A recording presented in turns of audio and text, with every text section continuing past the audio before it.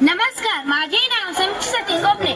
मी इयत्ता 4थी शिकते. माझ्या शाळेचे नाव जिल्हा परिषद शाळा टाकरवाडी. मी आज माझे स्वप्न या विषयावर विचार मांडणार आहे. प्रत्येकाचे काही ना काही स्वप्न असतात. कोणाला मोठून डॉक्टर व्हायचं असतं, तर कोणाला इंजिनियर, तर कोणाला सायंटिस्ट, तर कोणाला देशाचे पंतप्रधान. पण मित्रांनो, माझे स्वप्न जरा वेगळे आहे. मला आपल्या देशाचा पोशिंदा अर्थात शेतकरी व्हायचे आहे.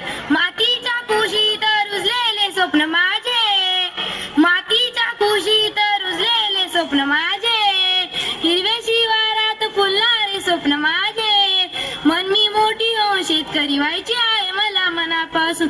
मन मी मोठी होऊन शेतकरी व्हायची आहे मला मनापासून. मित्रांनो, स्वप्न आपल्याला पुढे जायला आणि मेहनत करायला शिकवते. माझे स्वप्न आहे मी मोठी होऊन एक चांगली व आधुनिक शेतकरी व्हावे. शेतकरी हा आपल्या देशाचा आधारस्तंभ आहे. शेतकरी शेतात काम करतो, त्यामुळे आपल्याला अन्न मिळते. शेतकरी ऊन पाऊस थंडी याची पर्वा न करता शेतकरी शेतात काम करतो, त्यामुळे मला खूप अभिमान वाटतो. ऊन पावसाशी झुंज देतो रोज, ऊन पावसाशी झुंज देतो रोज, शेतकरी घडवतो देशाचा बोज.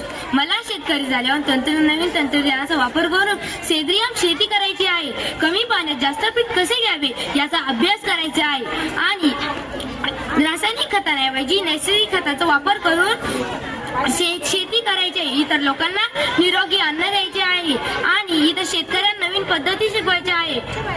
मला खात्री आहे माझे स्वप्न नक्कीच पूर्ण होईल. चिकाटी आणि प्रामाणिकपणा यामुळे माझे स्वप्न नक्कीच पूर्ण होईल. माझे मनोगत ऐकल्याबद्दल धन्यवाद.